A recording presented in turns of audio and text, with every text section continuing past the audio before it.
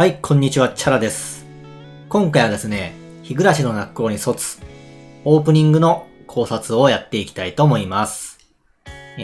そんな深い内容にはならないとは思うのですが、ネタバレを含む可能性もありますので、ネタバレが嫌な方は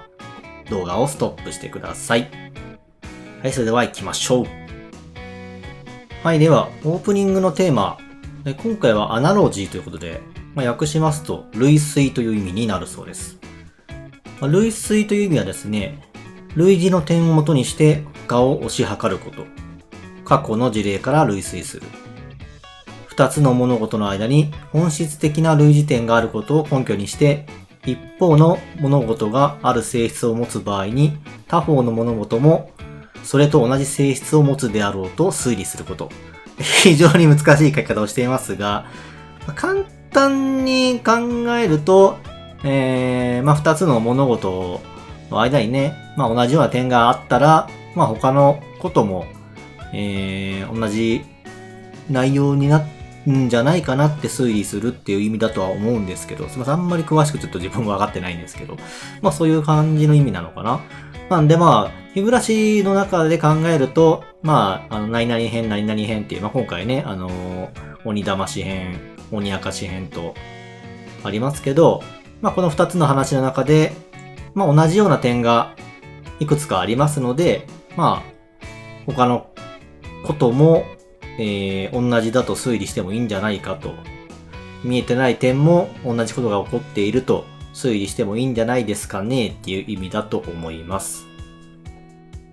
はい、それではオープニングの方を確認していきましょう。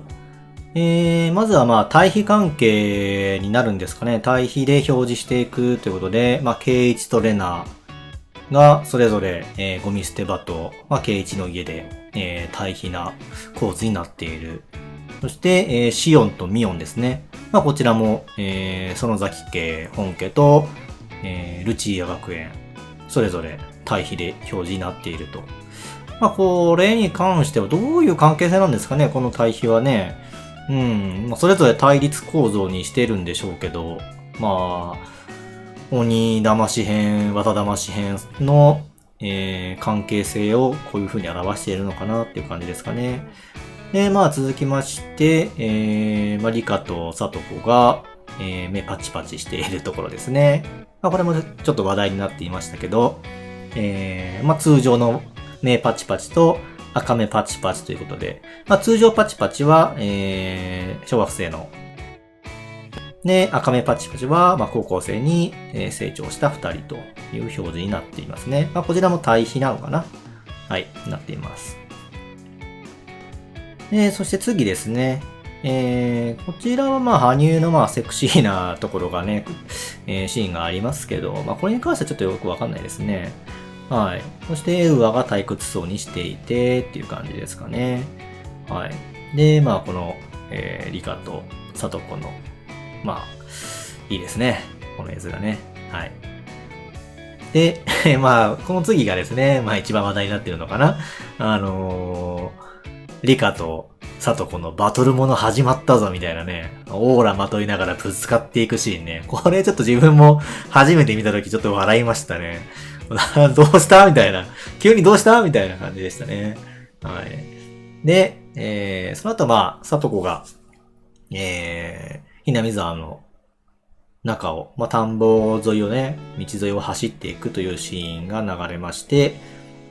で、闇に飲まれそうになったところを、リカちゃまに助けてもらうと、手をがっちり掴む。はい。で、これ、その次ですね。はい。ここが一番話題になったのかなこのひなみ沢四天王が、新たな四天王がね、このね、目が見えてない、このニヤってした表情でね、4人が映るんですけど、悪そうな顔ですよね、みんなね。この四天王はどういう意味があるんですかね。はい。ここも笑いましたね。はい。で、次、ウアさんが、尺状片手に、映ってるんですけど、ここなんか、ちょっとね、また反転の、描写がありますね。はい。そしてみんなあと記憶のかけらにそれぞれのメンバーが映って、最後に、リカちゃまと、サトコが、ひなみ沢を見ながら二二人で手を繋いでいるという、いいシーンでオープニングが終わるといった感じになります。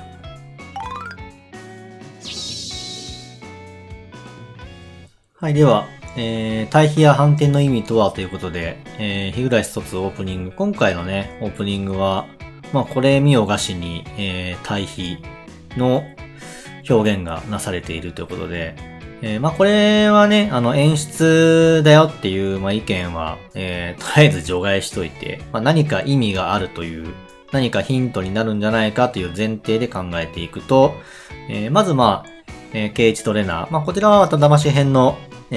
関係性を表しているということで、1、2話を見てわかる通りね、裏で、レナが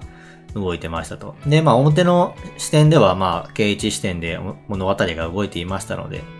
そういう関係性を表しているのかなと。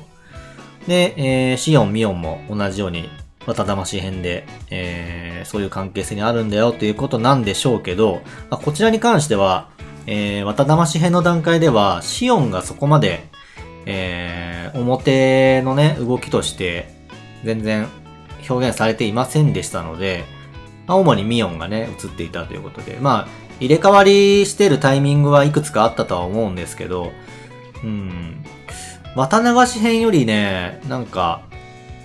れ替わりしている回数が少なかったんじゃないかなと自分は見てるんですけど、この場面はシオン、この場面はミオンっていうのはどっかでまた紹介するかもしれないんですけど、こういう風にシオン、ミオンと描かれるってことは、また証編になるのかな？ちょっと題名わかんないけど、シオンの視点でシオンの動きを中心にやってくれるんじゃないかなっていう、すごい期待持てますね。はい。で、サトコとリカに関しては、卒の、テーマということで、この二人のお話になりますので、この二人が、最後、仲良くちゃんちゃんで終わるのか、それとも、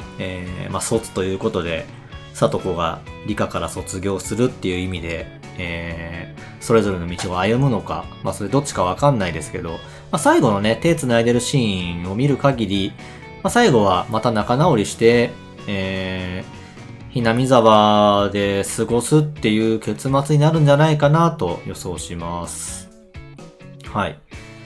で、ここで、ちょっと気になるのがですね、エ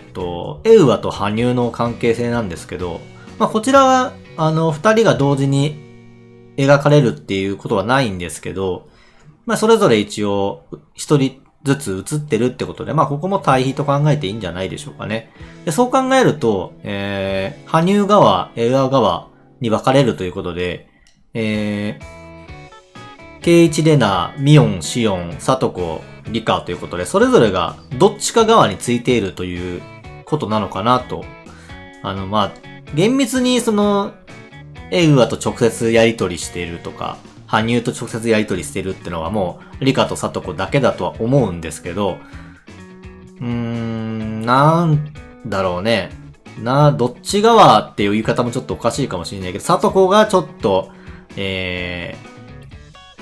操ってる側っていうんですかね。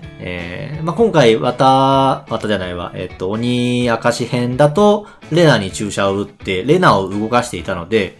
レナはサトコ側の、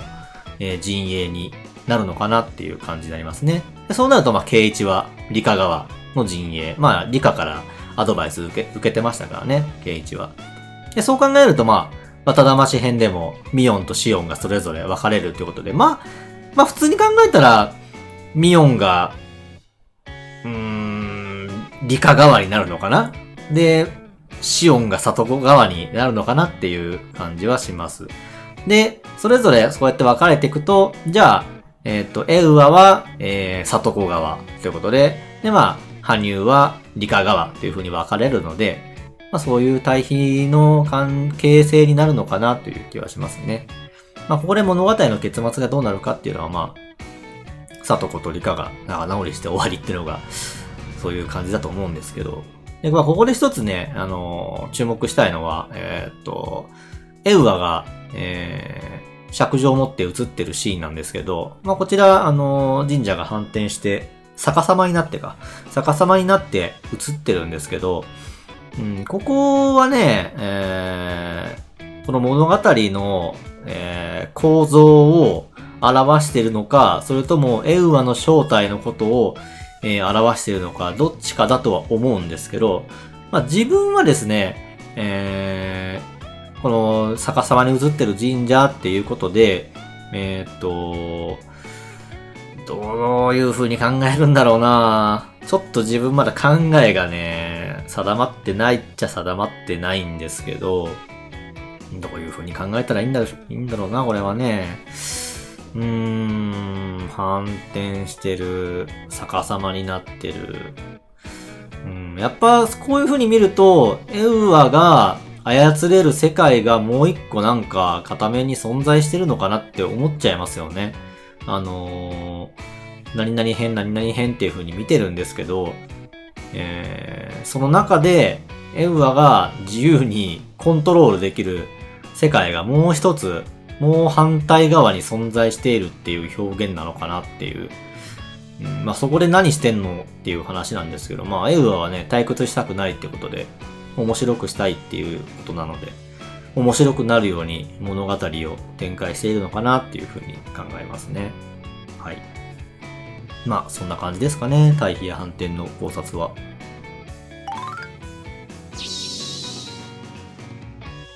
はい、ということで、あと少しだけ考察していきましょう。まあ、最後は四天王が決めるということで、ひなひざま四天王が映っているシーンが、ね、北総エンデル4人ってことで映ってるシーンがあるんですけど、まあこれについてどういう意味があるのかなと考えるんですけど、まあこれは2対2で、対比しているとかそういう風には自分には見えなくて、まあ4人が一つの塊というか一つのまとまりで、映されているということで、どちら側につくかはわからないんですけど、4人が同じ方向を向いて何かをするという、暗示なのかなっていう風に、まあ、見て取れますね。で、まあ、この目が映っていない、このね、どっちかわかんないよ、黒幕的な、表し方をしているってことで、まあ、視聴者を、惑わすような、どっち側なのかわかんないよっていう風に映してるんだとは思うんですけど、まあ、普通に考えてね、まあ、さとことそのリカとなんか対立するっていう風には自分はちょっと考えてないですね。まあそうなったらすごく面白いんですけど、じゃあそっからどうやって決着つけんのっていう風になると、ちょっと自分の頭では、綺麗にまとめることができないというか、このメンバーがこう対立して最後、綺麗に終わるっていう形がちょっと、なんかね、なかなか考えれなかったので、まあそうなると、やっぱ最後は、まあ、この4人は、ひなみ沢から、まあ、最終的にはね、さとことリカよりも早く、いなくなる、出ていくっていうことで、外側から、援護してくれる4人になるのかなっていう表現なんだと思います。今ね、こう、何回も子供じゃない、小学生の頃に戻って、こう、やり直そうとしてるんですけど、結局、物語の着地点としては、高校生になった時の、リカとサトコの関係性がいい方向になるのが、まあ、着地点だと思いますので、それを、サポートしてくれるのがこの4人。それが、まあ、ひなみ沢の外から、サポートしてくれる4人ってことで映っている。で、このクライカーを何を表しているのかっていうと、エウア。まあ、羽生も敵対なのかちょっとわかんないですけど、まあ、エウアから見て、まあ、エウアに対してこう悪巧み、エウアに対して反撃をする4人ってことで、まあ、何か4人がね、やってくれるんじゃないかなっていうふうに、このオープニングからは、考察というか、まあ、楽しみにしたいと思っています。ということで、まあこんな感じで、オープニングの考察、感想になるのかなは終わりたいと思います。はい。ではまあ、次回からね、3話、4話になるのかな鬼明かし編の続きから考察していきたいと思いますので、よろしかったら、皆さんも一緒に見て楽しんでいきましょうということで、はい。高評価、チャンネル登録もぜひぜひよろしくお願いします。ではまた、次回動画上げますので、その時まで、さよなら。